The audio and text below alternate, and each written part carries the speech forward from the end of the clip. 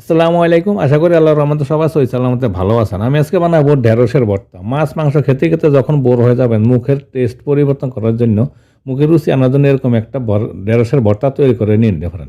খুবই সহজ বানানো আর হেভি মজার এই ভর্তার রেসিপিটা একবার দেখলে আপনাদের আশা করি পছন্দ হবে। তাহলে চলুন শুরু করি। এখানে একটা সসপ্যানে আমি সামান্য একটু তেল দিয়ে দিলাম। আর তেলটা কিছুক্ষণ পর গরম হওয়ার পর আমি দিয়ে দিব শুকনো মরিচ। এখানে 6-7টা শুকনো মরিচ আমি তেলে নিব।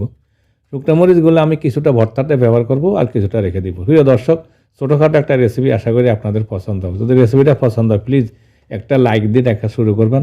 আর ভালো লাগলে আমাদের চ্যানেলে সাবস্ক্রাইব করে সাথে থাকার জন্য অনুরোধ করব প্লিজ। এবার আমি মরিচগুলো টালা হয়ে গেছে, উঠে নিয়ে নিলাম। উঠে নিয়ে তারপরে আমি সেম প্যানে কিছুটা তেল আছে, এর মধ্যে আমি এখানে 750 গ্রাম ঢেঁড়স নিয়ে নিছি। ছোটোগুলো একটু আস্ত রাখছি আর বড়গুলো একটু 2 টুকরা করে কেটে নিয়ে নিছি। এই ঢেঁড়সগুলো সিদ্ধ করেও ভর্তাটা তৈরি করা যায়।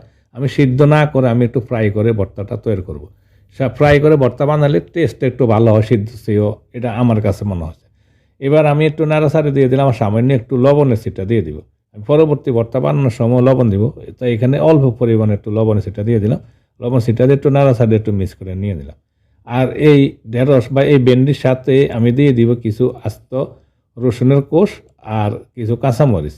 এখানে প্রায় 6-7টা কাঁচামরিচ নিয়ে নিছি আর 10-12 কোষ হবে আস্ত রসুন। রসুনের কোষ আর কাঁচামরিচগুলো একত্র ঢেঁড়সের সাথে দিয়ে দিব। আর চুলার হিটটা কিন্তু আমি মিডিয়াম থেকে কমিয়ে দিব। ঢাকনা লাগিয়ে 10 থেকে 12 মিনিট এইভাবে আমি একটু ফ্রাই করে নিয়ে নিব। এতে করে ঢেঁড়সটা কিন্তু নরম হয়ে যাবে, গলে যাবে, মানে সিদ্ধ করার মতন হয়ে যাবে। কিছুক্ষণ পর আমি একটু নাড়া দিয়ে দিব।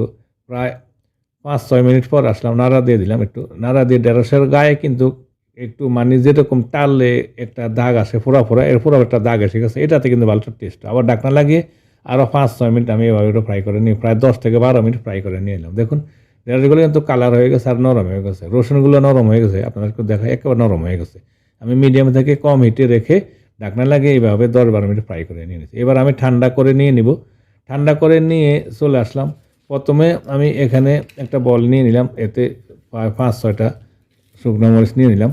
মরিচগুলো ফাতে একটু গুঁড়া করে নিয়ে নিব। আমি একটু জাল জাল করে ভর্তাটা তৈরি করবো, এতে করে অনেক টেস্ট হয়। এই ভর্তাটা খুবই টেস্ট হয়েছে, আপনারা আশা করি এই ব্যাপারটা ট্রাই করবেন।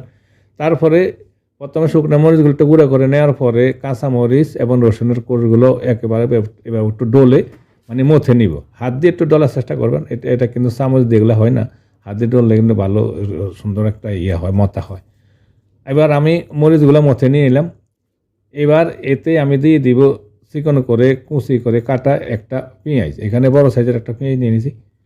তারপরে দিয়ে দিলাম সামান্য একটু লবণ, যেহেতু আগে আমি ঢেঁড়স প্রায় সময় লবণ দিয়েছি, এবার একটু অল্প পরিমাণে লবণ দেবো, বেশি লবণ দিব না, যাতে একটা কড়া হয়ে যায়। এবার আমি ভালো করে একটু মথে নিব। প্রথমে লবণ দিয়ে পেঁয়াজগুলো মথে নিলে পেঁয়াজ একটু নরম হয় আর কি তাড়াতাড়ি।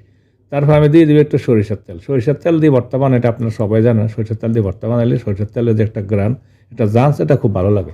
আবার একটু ভালো করে পেঁয়াজ মরিচগুলো মথে নিয়ে নিলাম। মথে নিয়ে এক সাইডে রেখে দিয়ে আমি এবার ঢেঁড়সগুলো নিয়ে নিলাম। ঢেঁড়সগুলো ঠান্ডা করে নেওয়ার পরে এবার ঢেঁড়সগুলো হাতে ভালো করে মথে নিব। এইভাবে হাতে যত ভালো করে মথবেন তত এই ঢেঁড়সগুলো কিন্তু নরম হয়ে যাবে মধ্যে মধ্যে। এমনি কিন্তু ফ্রাই করার পরে নরম হয়ে গেছে। দেখুন ঢেঁড়সগুলো আমি মথে নিয়ে নিলাম। খুবই মজার হয় এই ভর্তাটা, আমি আপনাদেরকে বললাম। আশা করি আপনারা এইভাবে দেখেন, এইভাবে সেম আমি যেভাবে তৈরি করছি, তাহলে আপনারা বুঝতে পারবেন যে সত্যি এটা খুব মজা আর টেস্টি হয়। এবার ভালো করে আমি মথে নিব পেঁয়াজ মরিচের সাথে ঢেঁড়সের যে মানে ভর্তাটা আর কি। ভালো করে মেখে নিয়ে আমি আরও সামান্য একটু সরিষার তেল দেবো, বেশি দেবো না, সামান্য একটু দেবো, যেহেতু আমি আগে একবার দিছি। এবার আবার ভালো করে মথে নিয়ে নেব। সহজভাবে রেসিপিটা দেখানোর চেষ্টা করছি। ঢেঁড়সের ভর্তা, যারা ভর্তা পছন্দ করেন এবং যারা করেন না তাদেরও আশা করি এটা পছন্দ হবে। দেখুন সুন্দর একটা কালার এসে গরম গরম ভাতের সাথে পরিবেশন করতে পারেন। রেসিপিটা ভালো লাগলে একটা লাইক দিয়ে দিবেন। আর প্লিজ আমাদের চ্যানেলে সাবস্ক্রাইব করে সাথে থাকার জন্য আপনাদেরকে বিনীত অনুরোধ করবো। সবাই ভালো থাকুন, আল্লাহ হাফেজ।